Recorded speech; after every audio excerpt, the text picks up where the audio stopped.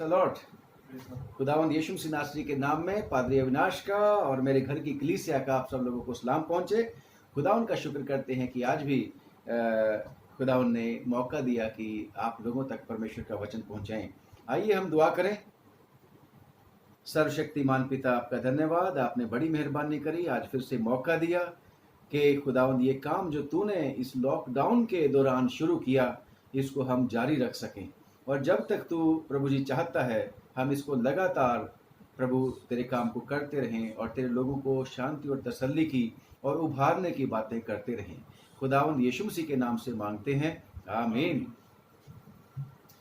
आइए परमेश्वर के वचन में से सुनेंगे कुलुसियों की चिट्ठी, पौलुस रसूल की चिट्ठी कुलुसियों के नाम, और उसका चौथा अध्याय 2 आयत से लेके 4 आयत तक। Colossians 4th chapter verses 2 to 4, and I would like to request my son Dr. Ritesh to please lead us in the reading of the word of God, please. यहाँ यूं लिखा है, प्रार्थना में लगे रहो और धन्यवाद के साथ उसमें जागृत रहो, और इसके साथ ही साथ हमारे लिए भी प्रार्थना करते रहो कि परमेश्वर हमारे लिए वचन सुनाने का ऐसा द्वार खोल दे कि हम मसीह के उस भेद का वर्णन कर सकें जिसके कारण मैं कैद हूँ, और उसे ऐसा प्रकट करूँ जैसा मुझे करना उचित है। ये पवित्र वचन है, इसके पढ़े सुने जाने पर हमें आशीष मिले। आमीन। Praise the Lord. खुदा उनका शुक्र करते हैं कि आज भी परमेश्वर का बंदा जो पौलुस रसूल मुझे और आपको वही बात कर रहे हैं, कह रहे हैं जो ऑलरेडी हम कर रहे हैं। आप दुआ मांगते हैं ना, मैं भी बहुत दुआ मांगता हूं, आप भी बहुत दुआ मांगते हैं, और लॉकडाउन में तो कमाल ही हो रखा है कि सब विश्वासी लोग बहुत दुआ मांगना शुरू कर दिए। जिसने कभी दुआ नहीं मांगी होगी उसने भी दुआ मांगना शुरू कर दिया, वचन को सुनना शुरू कर दिया। परमेश्वर ने ऐसी स्थिति बनाई, परंतु खुदा का शुक्र करते हैं कि आज फिर से मौका दिया, आज कुछ और इसके ऊपर प्रकाश डालेंगे, क्योंकि दुआ तो हम मांगते हैं, परंतु आज का जो विषय है वो ये है, परमेश्वर कहता है प्रार्थना में लगे रहो, प्रे कंटिन्यूअसली, लगातार प्रार्थना में लगे रहना। लगे रहने का मतलब है लगातार बिना रुके प्रार्थना करते रहो, चाहे उत्तर मिले चाहे ना मिले, मिलेगा जरूर। कभी कभी हम हिम्मत हार जाते हैं कि दुआ तो परमेश्वर सुनता नहीं, इतनी तो दुआ कर ली, और हम बंद कर देते हैं दुआ को। और प्रभु यीशु मसीह ने एक, जो हमने इसके ऊपर पहले वीडियो भी बनाई थी, भेजी आप लोगों को, आपने सुनी होगी, एग्जाम्पल दी थी लूका की अंजील और उसका 18वें अध्याय में, कि वो परसिस्टेंट विडो की बात है कि वो लगातार बनी रही थी और वो अन्यायी जज के पास जाया करती थी। लगातार वो जाती थी, बार बार प्रार्थना करती थी उसको जाके कि मेरा न्याय चेका। और खुदावन ने ये बोला, अगर वो बार बार दुआ करने से अन्यायी जज से न्याय ले सकी, तो हमारा परमेश्वर जो प्रेमी है और न्याय प्रिय है, तो वो हमारा न्याय क्यों नहीं करेगा? वो हमारी दुआ को क्यों नहीं सुनेगा? वो हमेशा सुनेगा। अगर हम दुआ को बंद कर दें कि खुदा नहीं सुनता, तो शायद वो डैनियल नबी एक बार परमेश्वर से प्रार्थना कर रहा था, डैनियल नबी की किताब में उसने बड़ी दुआ करी, 21 दिन के उपवास भी करे, और वो परमेश्वर की इच्छा के मुताबिक दुआ मांग रहा था, और उसने लगातार दुआ को जारी रखा। और खुदा का शुक्र करते हैं कि बेशक उसकी दुआ उसी समय सुन ली गई थी, परंतु दुआ का उत्तर आने में देरी हो गई। दुआ का उत्तर आने में देरी होगी, क्योंकि जब वो दुआ का उत्तर लेके फरिश्ता आया परमेश्वर के पास, जिब्राइल, तो उसने कहा, भाई डैनियल, हे अति प्रिय पुरुष, तू बहुत दुआ मांगने वाला परमेश्वर है। तेरी दुआ तो जब तूने पहले ही दिन दुआ मांगी उसी ही दिन सुनी गई, और परमेश्वर ने मेरे को भेजा कि मैं तेरे को तेरी दुआ का उत्तर दे दूं।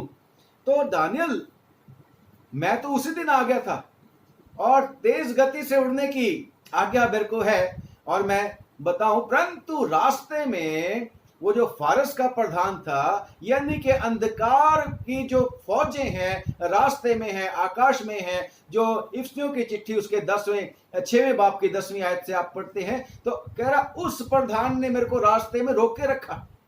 जब तक कि खुदा का प्रधान सेनापति मिकाएल मिकाएल वो नहीं आया और उसने मेरी मदद नहीं करी, और इसीलिए मेरे को आने में देरी हो गई। उसने मेरी मदद करी तब मैं तेरे पास आया हूं। अगर दानियल लगातार प्रार्थना में बना ना रहता तो शायद उसको उसका उत्तर नहीं मिलता। हन्ना भी जब दुआ मांगती थी, क्या एक ही बार दुआ मांगी थी? नहीं, उसकी शादी को पता नहीं कितने समय हो गया था, और उसके साथ में जो दूसरी थी उसके तो बहुत ही बच्चे थे, ढेर बच्चे थे, और हन्ना दुआ मांगती होगी। परंतु खुदावन चाहता था कि हन्ना खुदा की इच्छा के मुताबिक दुआ करे, क्योंकि खुदावन को भी एक चाहिए था जो लोगों को सिखाए, नबी चाहिए था जो परमेश्वर की बातें लोगों तक पहुंचाए। परंतु हन्ना जो दुआ मांग रही थी, खुदावन की प्लानिंग तो थी कि मैं हन्ना के द्वारा इसको, क्योंकि इसके हन्ना के द्वारा अपने लोगों को एक लीडर दूंगा, क्योंकि खुदा के जो काम हैं मेरे और आपकी पैदाइश से पहले हो चुके हैं। उसकी योजनाएं मेरे और आपके बारे में, मेरे और आपके पैदा होने से पहले हो चुके हैं, बन चुकी हैं। उसके जो नजात का काम है मेरे और आपके पैदा होने से पहले नजात का काम हो चुका है। इसीलिए तो तब की बात हम करते हैं, 2020 साल पहले यीशु मसीह मरा, तब हम कहां थे?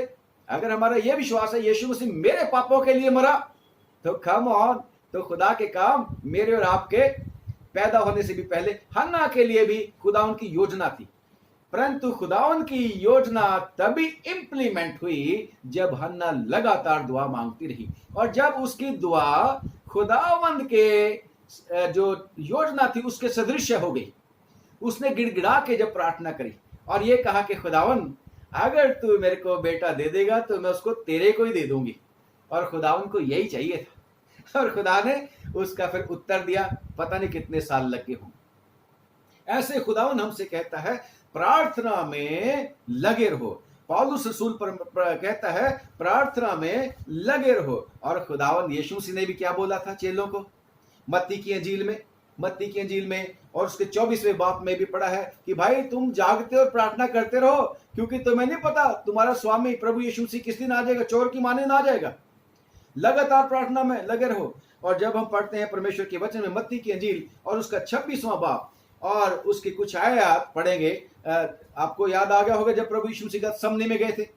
प्रभु यीशु मसीह बड़े उदास, बड़े व्याकुल हो गए थे और कहने लगे 3 लोगों को लेके जाके कि तुम मेरे साथ यहाँ रुको, मैं दुआ मांगो मेरे साथ, और मैं दुआ मांगने के लिए आगे और बढ़ के चले गए प्रभु यीशु मसीह।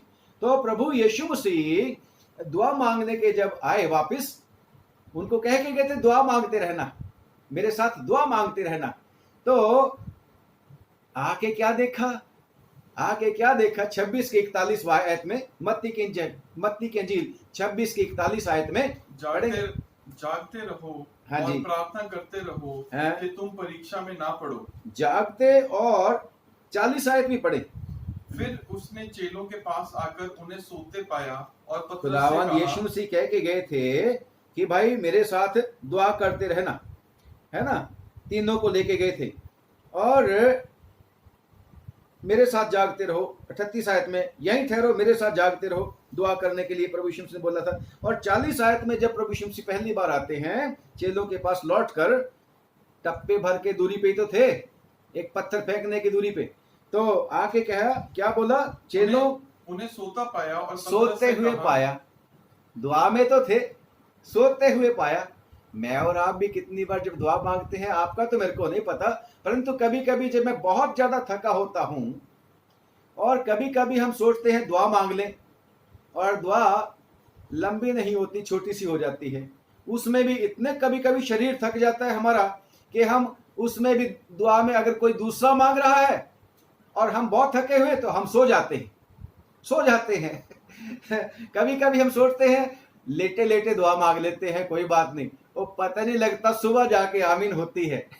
आप दुआ मांगने शुरू किए थे, कोई बात नहीं, खुदावन को पता है मैं थका हुआ हूं, मैं खुदावन का काम करके आया हूं, लेटे लेटे दुआ मांग लेता हूं, तो आमीन होती है सुबह जाके, क्योंकि बीच में सो जाते हैं तो यीशु मसीह भी इनको कह के गए थे कि दुआ मांगते रहना, मेरे साथ जागते रहना। परंतु जब आके देखा तो क्या पाया? और पतरस से कहा, सोते पाया। क्या तुम मेरे साथ एक घड़ी भी न और जाग पतरस सके? को कहा, क्या तुम मेरे साथ एक घड़ी भी नहीं जाग सके? पतरस, I expected that you will keep awake with me the whole night, but you could not keep awake even for an hour. यानी कि 3 घंटे 3 घंटे भी नहीं जाग सका मेरे लिए। एक पहर 3 घंटे का होता था। फिर क्या बोला प्रभु यीशु मसीह ने? जागते रहो और प्रार्थना करते रहो जागते रहो और दुआ करते रहो। क्यों? कि तुम परीक्षा में ना पड़ो। कम ऑन, आत्मा हालेलुया। परमेश्वर का बंदा कहता है जागते रहो और प्रार्थना करते रहो। पौलुस भी कहता है प्रार्थना में लगे रहो continuously. And why? The reason is here कि ताकि तुम परीक्षा में ना पड़ो। और फिर परमेश्वर तो हमारी परेशानियों को जानता है। आगे बढ़े। आत्मा तो तैयार है, आत्मा तो तैयार है। Yes, you and I R ready. We say God, we are really ready to pray unto you. परंतु खुदावन क्या करें, है ना? परंतु क्या है? आत्मा तो तैयार है परंतु शरीर दुर्बल है। परंतु शरीर दुर्बल है। कभी कभी फॉर्मेलिटी भी करते हैं, फॉर्मेलिटी भी करते हैं। वो फॉर्मेलिटी भी ठीक नहीं, क्योंकि दुआ से कुछ ना कुछ होने वाला होता है। जैसे मैंने आप लोगों को पहले बताई 2 एग्जाम्पल दी। और खुदा हमसे यही चाहता है कि हम लगातार दुआ में बने रहें। और क्योंकि खुदा हमें आशीषें देना चाहता है, परमेश्वर हमें बरकतें देना चाहता है। सिर्फ वो चाहता है कि हम मांगे तो सही। उसने कहा मांगो तो पाओगे। और यहाँ पर भी कहता है दुआ में लगातार बने रहो। और आगे फिर से जब प्रभु यीशु मसीह आते हैं दूसरी बारी, पढ़ेंगे 42वीं आयत। फिर उसने दूसरी बार जाकर यह प्रार्थना की, हे मेरे पिता, यदि ये मेरे पिए बिना नहीं हट सकता तो तेरी इच्छा पूरी हो। हाँ जी। तब उसने आकर उन्हें फिर सोते पाया। दोबारा फिर प्रभु यीशु मसीह आए, फिर सोए पड़े। कम ऑन, यीशु मसीह कहीं बाई चांस ना आ जाए, क्योंकि उसने कह रखे मैं चोर की मानी आने वाला हूं। हम सब के लिए, मेरे और आपके लिए ये खुदाउन का वचन है कि हमें लगातार दुआ मांगते रहना, सोते नहीं रहना। आगे सोते पाया क्योंकि उनकी आंखें नींद से भरी थी। हाँ जी। उन्हें छोड़कर वह फिर चला गया। कम ऑन, यीशु मसीह छोड़कर फिर चला गया, उनको छोड़ के चला गया। और ठीक है। और अगर खुदावन यीशु मसीह का वो जो फरिश्ता, परमेश्वर का फरिश्ता दानियल के पास जो आया था, अगर दानियल बोलता कि कोई बात नहीं, अब तो दुआ का जवाब नहीं मिलता, मैंने तो इतने दिन फास्ट भी कर लिया, दुआ भी कर ली, भूखा भी क्यों रहता रहूं, और फिर उसका क्या होता? फरिश्ता उसको ढूंढता, come on, you are not in prayer. क्योंकि अगर हम दुआ मांगते हैं तो परमेश्वर हमें आशीषें देता है। और खुदावन के वचन का, परमेश्वर का धन्यवाद करते, कभी भी अनसुनी नहीं करता। तो दानियल को एब्सेंट अगर वो पाता, अपने दुनिया के कामों में बिजी होता और दुआ ना मांग रहा होता, तो फरिश्ता उसकी दुआ का उत्तर लेके शायद वापस चला जाता, या ऐसी परिस्थिति में उसको दुआ का उत्तर मिलता जहां पर उसको विश्वास नहीं होना था। परंतु अगर दुआ में रहते हुए खुदावन हमसे बातें करता है, then it means God talking to us. Praise the Lord. और नहीं तो यीशु मसीह भी यहाँ पर दुआ करने के लिए बोले थे, वो दुआ भी मांग रहे थे। बहुत आज्ञाकारी लोग थे, जान देने तक वफादार थे प्रभु यीशु मसीह के। कम ऑन, थोड़ी नींद देने की तो अलग बात होगी, थोड़ी सी नींद प्रभु यीशु मसीह को दे दो, यानी कि प्रभु यीशु मसीह के लिए त्याग कर दो उसको, नींद को, तो वो तो सब कुछ देने के लिए तैयार थे। परंतु सोए पड़े देख के दूसरी बार प्रभु यीशु मसीह को सोए पड़े छोड़ के चला गया। कितनी बार हम भी जब दुआ वाली हमारा जीवन होता है, आशीषें रुक जाती हैं भाई। मिलती क्यों नहीं? क्योंकि हम जागृत नहीं रहते। और प्रार्थना का उत्तर तो आता है, परंतु हम पाते नहीं, उसको रिसीव नहीं कर पाते। उन 10 कुंवारियों में से 5 कुंवारियों की तरह सबको जागना था और तैयारी भी करनी थी, है ना? तो वो फिर 5 कुंवारियां बाहर रह गई। मुझे और आपको भी लगातार परमेश्वर में बने रहना है। और बेशक खुदावन हमारा खुदा चाहता है कि हम अपने परमेश्वर से प्रार्थना करें। प्रार्थना कैसे करनी चाहिए? जैसे मैंने पहले बता दिया, कभी कभी सोए दुआ मांगते हैं, कभी कभी फॉर्मेलिटी करते हैं, कभी कभी आंख बंद करके ऐसे बैठ जाते हैं, कभी पोजीशन हमारी ऐसी बन जाती है कि अपने आप ही नींद आ जाती है। अगर हम सचमुच में दुआ करते हैं तो थोड़ा बोल के करें। मैं आपका तजर्बा हो सकता है मुझसे ज्यादा हो, परंतु मैं परमेश्वर के वचन के द्वारा ही इसको सपोर्ट करना चाहता हूं। क्योंकि अगर हम बोल के दुआ करते हैं तो उसके साथ साथ हमारा जो है वर्ड्स जो है दुआ वाले वो चैनलाइज रहते हैं, वो मैं और आप जब बोल रहे होते हैं, चाहे वो अपने मन मन में बोलो, होंठ हिला हिला के बोलो, जैसे हन्ना बोल रही थी। हन्ना के होंठ हिल रहे थे, आवाज नहीं निकल रही थी। हन्ना के आवाज नहीं आ रही थी, उसके होंठ, एली को पता नहीं, एली को नहीं सुन रहा था, परंतु खुदा सुन रहा था। हन्ना को पता था कि वो क्या बोल रही है। तो बेशक खुदा ये कोई कंडीशन नहीं बता रहा हूं कि कंडीशन है कि आप बोल के दुआ करोगे तभी सुनेगी। खुदा कभी कभी मन में करी गई चुपचाप करी हुई दुआ भी सुन लेता है। परंतु यीशु मसीह मेरे और आपके लिए एक नमूना है। यीशु मसीह जब दुआ करने के लिए होते थे तो जंगल में दूर चले जाते थे, यानी कि कहीं भी डिस्ट्रैक्शन ना हो, उनको कोई भी चीज उनकी दुआ के आड़े ना आए, कोई भी चीज उनको डिस्टर्ब ना कर दे। और जब हम पढ़ते हैं परमेश्वर के वचन में इब्रानियों की चिट्ठी और उसका 5वां अध्याय, इब्रानियों की चिट्ठी 5वां अध्याय और उसकी 7वीं और 8वीं आयत, इब्रानियों की चिट्ठी 5 अध्याय आप भी निकालिए अपने बाइबल में, अगर आपके पास बाइबल अगर घर पे है, अगर नहीं है तो कोई बात नहीं, घर पे जाके पढ़ना। लिखा है, यीशु ने अपनी देह में रहने के दिनों में, यीशु ने, ऊंची पढ़ो, यीशु ने अपनी देह में रहने के यीशु ने अपनी देह में रहने के दिनों में ऊंचे शब्द से, क्योंकि यीशु मसीह देदारी होके आया था ना, कलाम देदारी हुआ, यीशु मसीह मनुष्य बन के मेरे और आपके लिए आया, स्लीब के ऊपर जान दी उसने, मेरे को और आपको पापों से छुड़ाने के लिए। तो जब वो अपने देह के दिनों में थे, क्या थे? ऊंचे शब्द से पुकार कर और ऊंचे शब्द से पुकार कर। कम ऑन, क्या बात है! यीशु मसीह तो खुद दुआ को सुनकर उत्तर देने वाला है। मेरे और आपको एग्जाम्पल क्या देके चला गया भाई, कि जब प्रभु यीशु मसीह, अलग मौका है खुदावंद यीशु मसीह के पास कि कोई उसको डिस्टर्ब नहीं करता। और यहां पर भी जब मत्ती की इंजील भी हमने पढ़ी थी, वो पिता के साथ दुआ कर रहा होगा, आए भर भर के दुआ कर रखा है ना। और लिखा है लूका की इंजील में शायद कि उसका पसीना भी खून की बूंदें बन बन के बह रहा था और वो बड़ी वेदना के साथ दुआ कर रहा था। आप इसको पढ़ना वृतांत को। तो यहां पर इब्रानियों की चिट्ठी में भी लिखा है कि उसने रहने के दिनों में ऊंचे शब्द से, कम ऑन, क्या खुदा बहरा है? हमारा खुदा सुनता है। हमारा खुदा आपके मन की जो सीक्रेट बातें हैं उनको भी जानता है।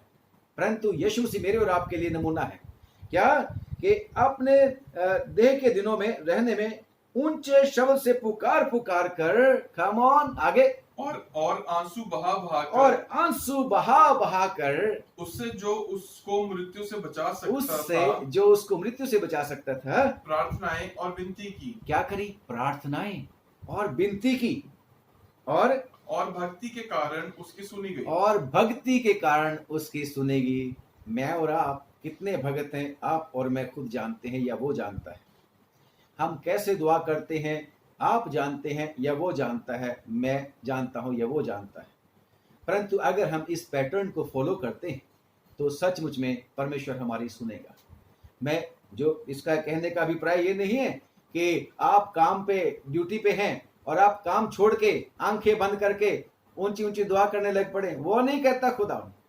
मतलब फ्रीक्वेंटली आपने प्रार्थना करते रहना है। जब भी आपको मौका मिले अपने परमेश्वर को पुकारो और खुदा का शुक्र करते हैं। कई बार जब मैं अकेला अपने जा रहा होता हूं ड्राइव करता हुआ, शीशे तो बंद होते हैं कार के, तो जब कभी मेरे को बड़ी परेशानी होती है तो मैं बहुत ऊंचे शब्द से अपने परमेश्वर को पुकार रहा होता हूं और खुदा मेरी सुन लेता है। हालेलुया!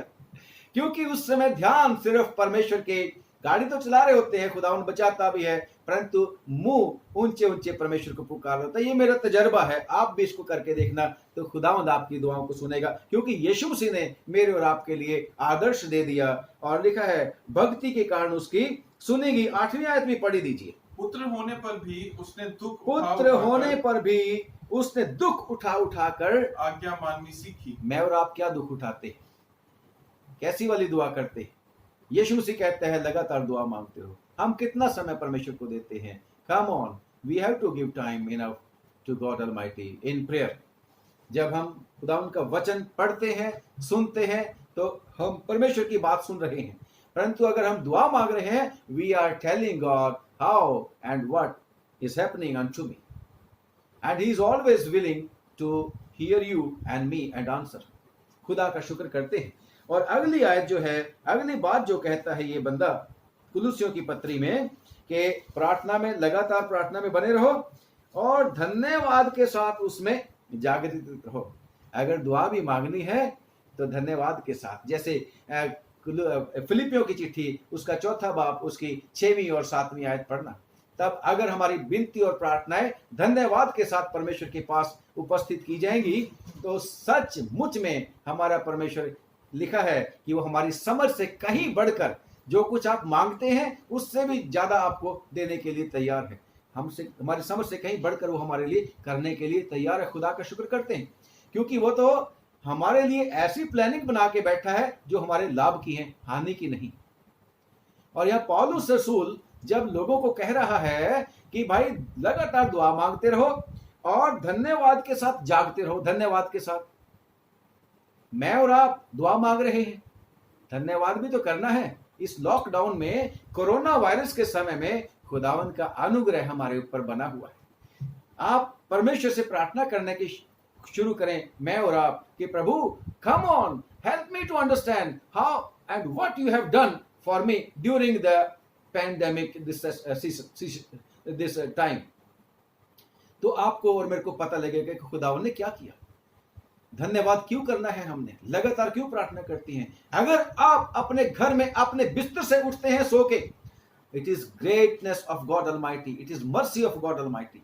आप अपने घर में रहते हैं, ये खुदावंद का अनुग्रह है आपके और मेरे ऊपर।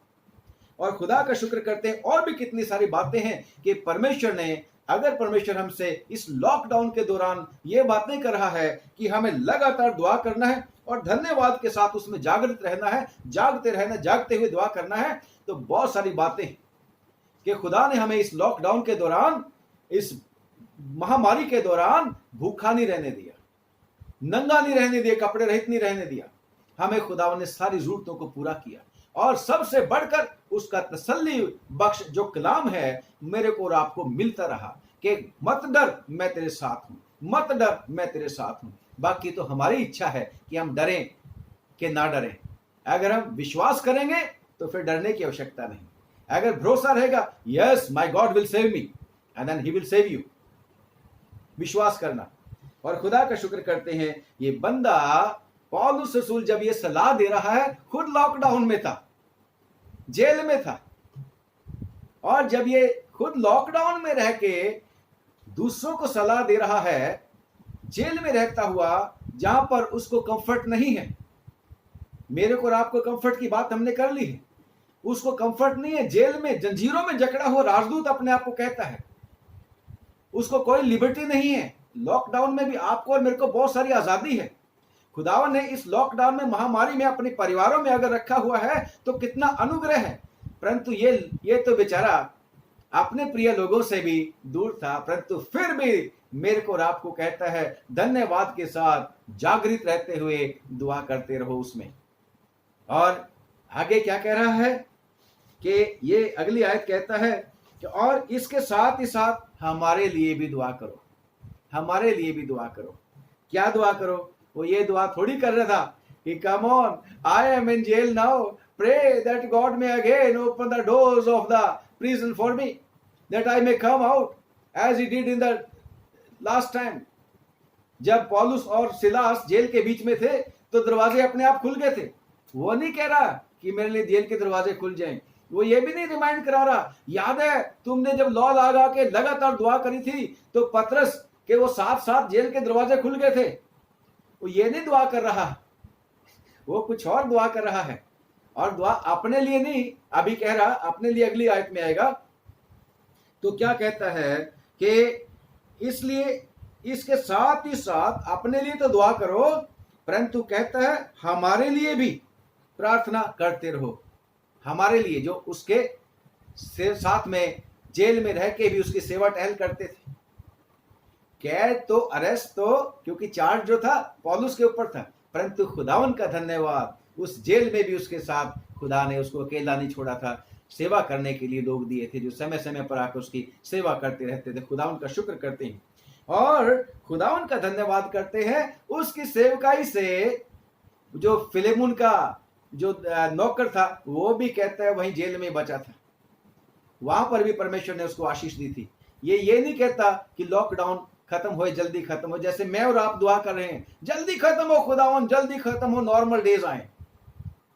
मैं और आप भी परमेश्वर से सीखें कि परमेश्वर तू क्या चाहता है कि हम कैसे दुआ करें। Come on Holy Spirit, help us to pray after the heart of God Almighty the Father. खुदा का शुक्र करते हैं। तो ये कहता है इसके साथ ही साथ हमारे लिए भी दुआ करो। क्यों दुआ करो? कि परमेश्वर हमारे लिए वचन सुनाने का ऐसा द्वार खोल दे। ये जेल के द्वार नहीं खोलने की बात कर रहा, वचन सुनाने के लिए द्वार, मौका मिले बस हम वचन सुना दें। इसलिए आपको और मेरे को कितना ज्यादा जरूरी है कि हमें परमेश्वर के सेवकों के लिए कितनी ज्यादा दुआ करनी चाहिए। उनको आपकी दुआओं की जरूरत है। यस, जब पढ़ते हैं इफिसियों की चिट्ठी उसका 5वां अध्याय, इफिसियों की चिट्ठी 5वां अध्याय और उस 6वां अध्याय उसकी 18वीं आयत में पढ़ेंगे, जरा आप भी सुनिए ध्यान से। लिखा है इफिसियों 5 बाब की 18वीं आयत, और हर समय और हर प्रकार से आत्मा में प्रार्थना और विनती करते रहो और इसीलिए जागते रहो। सेम बात रिपीट कर रहा है जो यीशु मसीह भी कह रहे कि सब पवित्र लोगों के लिए लगातार विनती किया। आपकी और मेरी ग्रेट रिस्पॉन्सिबिलिटी है कि हम परमेश्वर के लोगों के लिए लगातार दुआ करें, खास तौर से परमेश्वर के पवित्र लोगों के लिए, और निज करके और भी खास तौर से उनके लिए जो परमेश्वर का वचन सुनाते हैं। तो पौलुस भी क्या बोलता है कि ऐसे दुआ करो हमारे लिए कि परमेश्वर हमारे लिए वचन सुनाने का द्वार खोल दे। और परमेश्वर के बंदे ने कह रखा है मैं तो कैद हूं जेल में, परंतु परमेश्वर का वचन कैद नहीं। और जितना ज्यादा काम उसने कैद में रहते हुए परमेश्वर का किया है, उतना जब वो फ्री था उससे कम किया। जितनी पत्रियां उसने, काफी सारी पत्रियां उसने लिखी है जेल के बीच में से। मैं और आप भी इस लॉकडाउन के दौरान परमेश्वर का बहुत काम कर सकते हैं। यस, जैसे आज परमेश्वर के बेटे और बेटियां इस लॉकडाउन के दौरान, चाहे चर्च बंद है, चर्च बिल्डिंग्स बंद हैं, परंतु काम परमेश्वर का बढ़ता जा रहा है। खुदा उनका धन्यवाद करते हैं, क्योंकि परमेश्वर का वचन यीशु मसीह जो है वो लॉकडाउन नहीं हो सकता, वो आजाद है और मेरे और आप तक पहुंचता रहता है किसी ना किसी तरीके से। खुदा का शुक्र करते हैं। तो ये बंदा भी कहता है कि वचन का द्वार हमारे लिए ऐसा द्वार खोल दे कि हम मसीह के उस भेद का वर्णन कर सकें जिसके कारण मैं कैद हूं।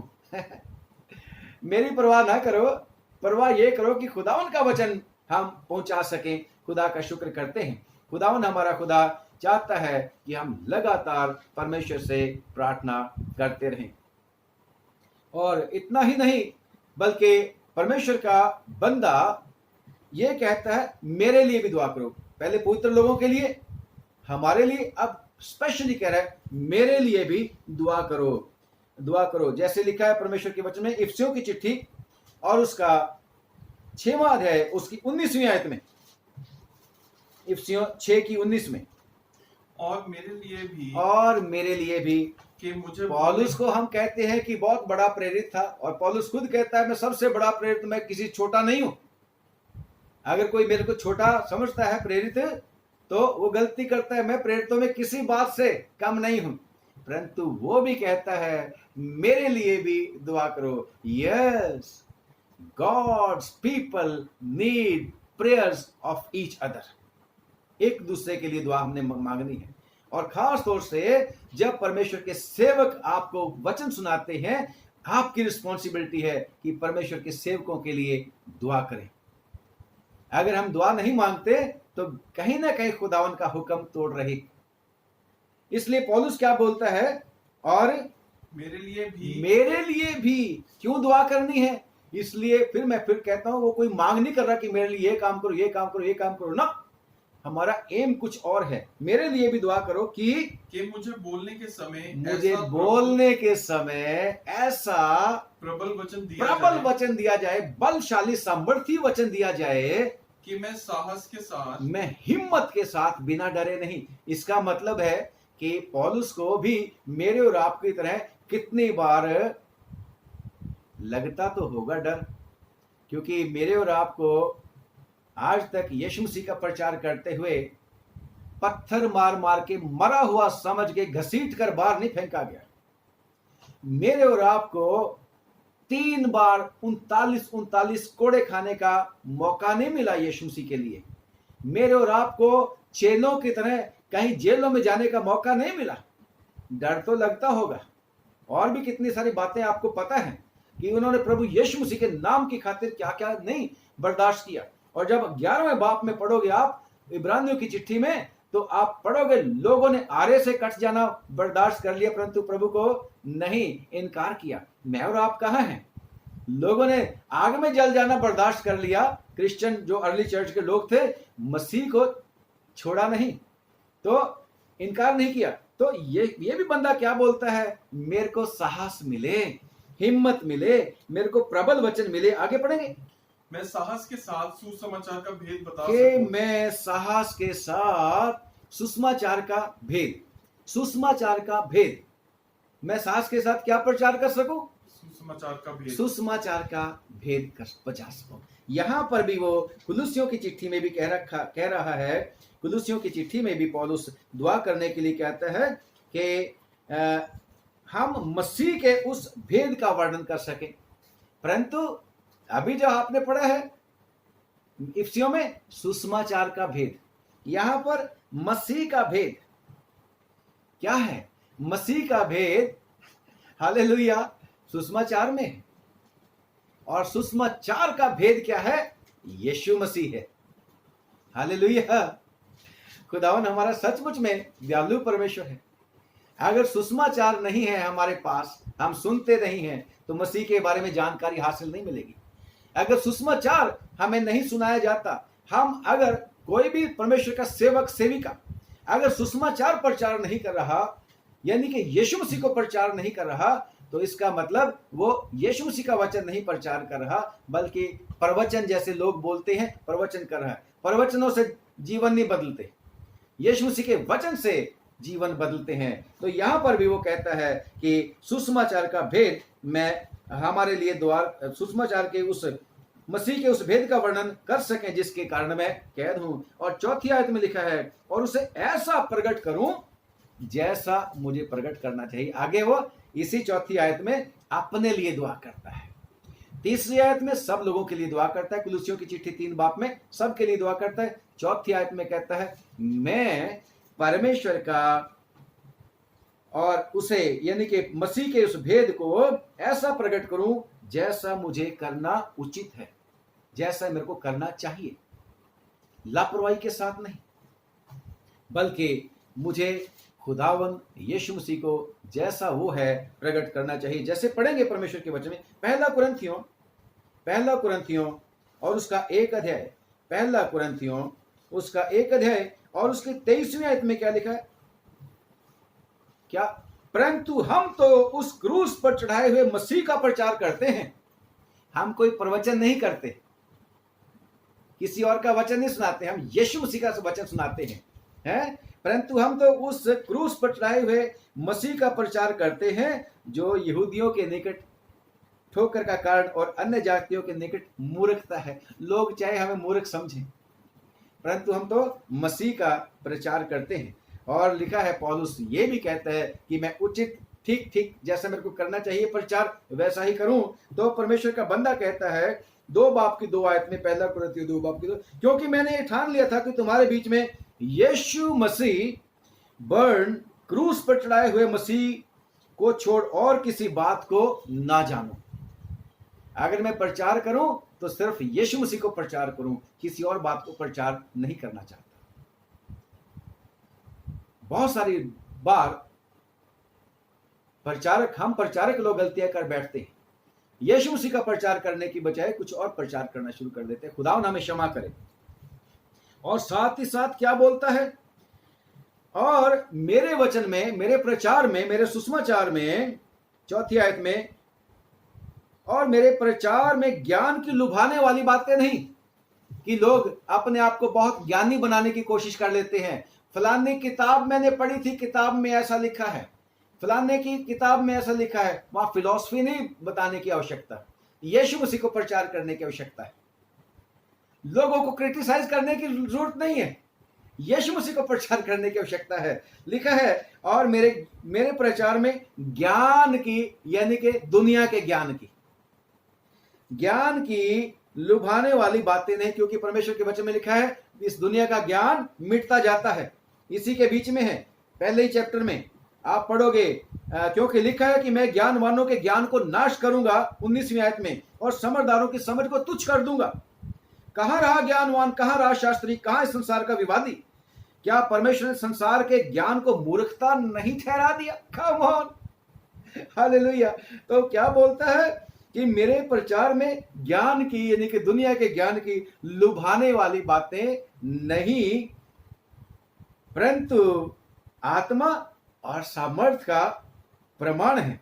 खुदा का शुक्र करते हैं इसलिए कि तुम्हारा विश्वास मनुष्यों के ज्ञान पर नहीं, परंतु परमेश्वर की सामर्थ पर हो। और जब हम पढ़ते हैं परमेश्वर के वचन में, हालेलुया, दूसरा कुरिन्थियों और उसका 4वां अध्याय और उसकी 5वीं आयत में लिखा है, क्योंकि हम अपने को नहीं प्रचार करते, हम अपने को प्रचार नहीं करते। और ज्यादा इसको रिफाइन करने के लिए कोशिश कर रहा है पौलुस रसूल, ये वाली आयत, क्योंकि हम अपने आप को नहीं, परंतु मसीह यीशु को प्रचार करते हैं कि वो प्रभु है, और अपने विषय में कहते हैं कि हम यीशु के कारण तुम्हारे सेवक हैं। खुदा का धन्यवाद करते हैं कि हमारा परमेश्वर यही चाहता है, जैसे मेरे और आपसे, और यूहन्ना ने भी क्या बोला था, जरूरी है कि मैं घटूं वो बढ़ता चला जाए, हम छुप जाएं, यीशु हम में दिखना शुरू हो जाए। ये तभी होगा अगर हम मसीह को प्रचार करेंगे, अपने आप को प्रचार नहीं करेंगे। खुदा उनका धन्यवाद। और भी कितनी सारी बातें हैं कि वो पौलुस कहता है कि मैं सुसमाचार के भेद का प्रचार करना चाहता हूं, जैसे लिखा है। और वो भेद कौन सा वाला है? परंतु हम परमेश्वर का वो गुप्त ज्ञान भेद की रीति पर बताते हैं, जिसे परमेश्वर ने सनातन से हमारी महिमा के लिए ठहराया है। वो गुप्त ज्ञान, वो गुप्त भेद है ना। वो फिर से मैं पढ़ता हूं, परंतु हम परमेश्वर का वो गुप्त ज्ञान भेद की रीति पर, जिसकी कुलसियों की चिट्ठी में 3 में बात कर रहा है, वो 4:3 में, कि हम परमेश्वर के मसीह का भेद बता सकें। तो यहां पर भी कह रहा है वो गुप्त ज्ञान भेद की रीति पर बताते हैं। वो गुप्त ज्ञान क्या है? गुप्त ज्ञान क्या है? लिखा है परमेश्वर के वचन में कि 24वीं आयत में, पहला कुरिन्थियों 1:24 में, परंतु जो बुलाए हुए हैं, क्या यहूदी क्या यूनानी, उनके निकट मसीह यीशु मसीह परमेश्वर की सामर्थ और परमेश्वर का ज्ञान है। यीशु मसीह को, वो भेद जो है यीशु मसीह को प्रकट करना चाहता है पौलुस। और लिखा है, फिर से 30वीं आयत में पढ़ लेते हैं, 30 आयत में, और परंतु उसी की ओर से तुम मसीह यीशु में हो, जो परमेश्वर की ओर से हमारे लिए ज्ञान ठहरा है। हालेलुया, ज्ञान ठहरा है। और परमेश्वर का वो भेद क्या है? उस ज्ञान का क्या काम है कि धर्म और पवित्रता और छुटकारा, मेरा प्रभु यीशु मसीह और आपका प्रभु यीशु मसीह, वो भेद है। वो सुसमाचार का भेद ये है, सुसमाचार का रिजल्ट ये है। और पौलुस कहता है, बस मेरे लिए दुआ करो कि मेरे को प्रबल वचन मिलना चाहिए, मेरे लिए मौका मिलना चाहिए, द्वार खुलना चाहिए वचन सुनाने का। मुझे और आपको हमेशा परमेश्वर के सेवकों के लिए दुआ करना चाहिए कि उनको प्रबल वचन भी मिले। और खुदा का शुक्र करते हैं कि परमेश्वर उनको साहस भी दे, प्रोटेक्शन भी दे और हिम्मत भी दे बात करने के लिए। लोगों को लुभाने वाली बातें नहीं, परमेश्वर को, यीशु मसीह को हमने पेश करना है। चाहे कोई सुने चाहे ना सुने, आपको प्रतिफल मिल जाना है। और खुदावंद का फिर से क्या हुक्म है? आज मैंने और आपने लॉकडाउन में क्या सीखा? पौलुस रसूल ये नहीं कहता कि मेरे लिए जंजीरों में से निकलने के लिए, छुटकारे के लिए दुआ करो। नो, सिर्फ परमेश्वर का वचन सुनाने के लिए हमें मौका मिलना चाहिए। और उसके लिए क्या चाहिए? कलीसिया की दुआ। और कैसी वाली दुआ? लगातार दुआ, और वो भी धन्यवाद के साथ जागृत रहते हुए दुआ। तो खुदावन अगर हम इस तरीके से करेंगे तो खुदा का शुक्र करते हैं, जैसे पौलुस रसूल, हालेलुया, जैसे पौलुस रसूल यीशु के लहू की जय हो हमारे लिए आशीष का कारण बन गया है, ऐसे ही आप लोग भी, हम लोग भी एक दूसरे के लिए आशीष का कारण बन जाएंगे। पौलुस रसूल लॉकडाउन में यानी कि कैद में लोगों के लिए आशीष का कारण बन गया। आप और मैं भी इस लॉकडाउन में, हालेलुया, खुदावंद यीशु मसीह के महिमा का कारण बने और बहुत लोगों के लिए आशीष का कारण बने। हम कहते हैं यस, और बिल्कुल ठीक कहते हैं कि खुदावंद ने हमें आशीषों के लिए चुना है, शराब के लिए नहीं चुना। खुदावंद आप लोगों को बहुत बहुत बरकत दे, बहुत बहुत आशीष दे। एक आखिरी आयत पढ़ ले, रोमियो की चिट्ठी और उसका आखिरी अध्याय यानी कि 16वां अध्याय और उसकी 25वीं आयत से लिखा है, अब जो तुमको मेरे सुसमाचार, अर्थात वो सुसमाचार कौन सा? यीशु मसीह। अब जो तुमको मेरे सुसमाचार यानी कि यीशु मसीह के विषय के प्रचार के अनुसार स्थिर कर सकता है, उस भेद के प्रकाश के अनुसार जो सनातन से छिपा था, जो सनातन से वो भेद छिपा था, उसके अनुसार क्या है? छिपा रहा, परंतु अब प्रकट होकर सनातन परमेश्वर की आज्ञा से, पढ़ेंगे, परंतु अब प्रकट होकर सनातन परमेश्वर की आज्ञा से भविष्यद्वक्ताओं की पुस्तकों के द्वारा सब जातियों को बताया गया है कि वे विश्वास से आज्ञा मानने वाले हो जाएं। उसी एकमात्र बुद्धिमान परमेश्वर की यीशु मसीह के द्वारा युगानुयुग महिमा होती रहे। उसी की युगानुयुग महिमा होती रहे। खुदावन का धन्यवाद करते हैं।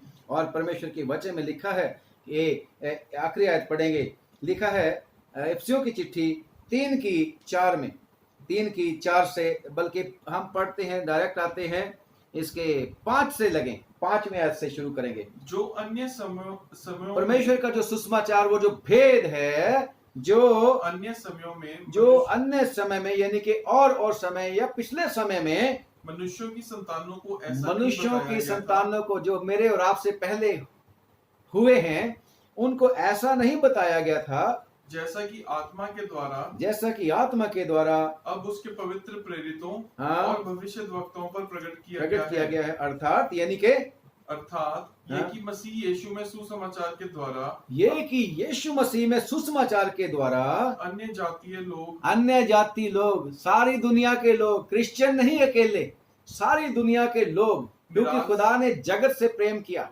और अपना बेटा दे दिया ताकि जो कोई उसके ऊपर विश्वास करे नाश ना हो बल्कि हमेशा का जीवन पाए। तो खुदावन का कहता है यीशु मसीह का सुसमाचार के द्वारा अन्य जातीय लोग मिरास में साझी है। हम ऐसे नहीं वो बोलते रहे, खुश होते रहे कि हम ही हम हैं, नहीं, खुदावन ने अन्य जातियों के लिए भी द्वार खोल रखा है। और वो वचन के द्वारा उन्होंने वचन को सुन के उन्होंने मिरास में भागी हो जाना है। आगे, मिरास में साझी और एक ही देह के और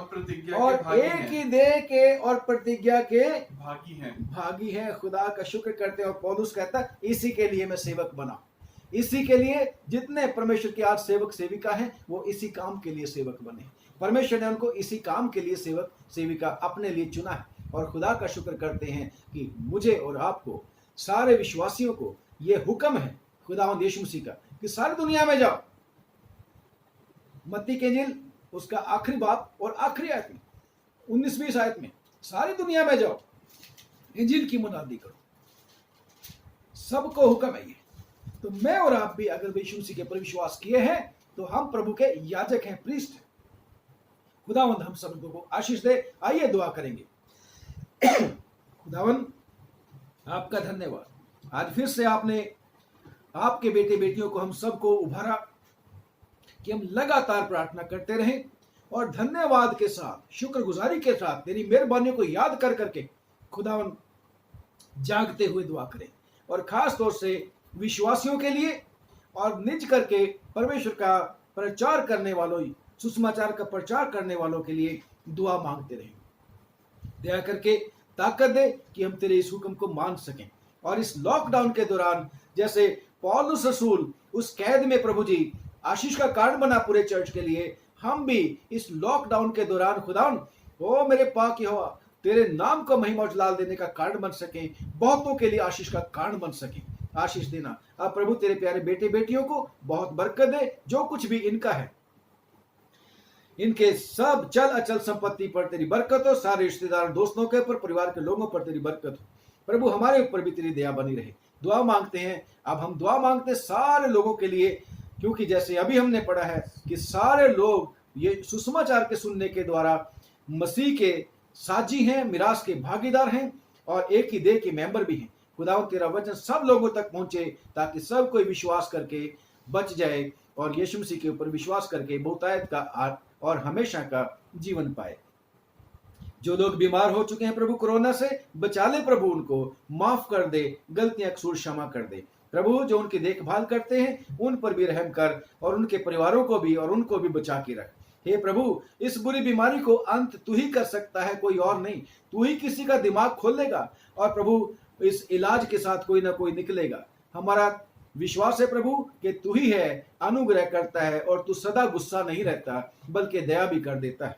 दया कर दे सारे लोगों को प्रभु, बुद्धि दे, समझ दे और खास तौर से विश्वासियों को ऐसी समझ दे कि प्रभु वो तेरे नाम का जलाल प्रकट कर सकें और बहुत ही आज्ञाकारी रहें, तेरे भी और अपनी सरकारों के भी। सरकारों पर भी बरकत उड़ेल, ना सिर्फ हम अपने देश के लिए बल्कि प्रभु सारी दुनिया के देशों के लोगों के लिए प्रार्थना करते हैं। आशीष दे दे प्रभु। फिर से प्रार्थना है, जिन लोगों को ये कोरोना हो गए यीशु के नाम में चंगे किए जाए, यीशु के नाम में। वो जो यीशु के नाम पुकारते हैं, तेरा वचन पूरा होए कि जो कोई उसका नाम लेगा बचाया जाएगा। यीशु के नाम में वो छुड़ाए जाए और वो तेरी गवाही के लिए इस्तेमाल होए प्रभु। यीशु के नाम से जब तक दोबारा हम एक दूसरे को नहीं देखते मिलते प्रभु, तेरे वचन की सेवकाई नहीं करते, संभाल के रखना। यीशु नाम से मांग लेते, सुन और कबूल कर ले, आमीन।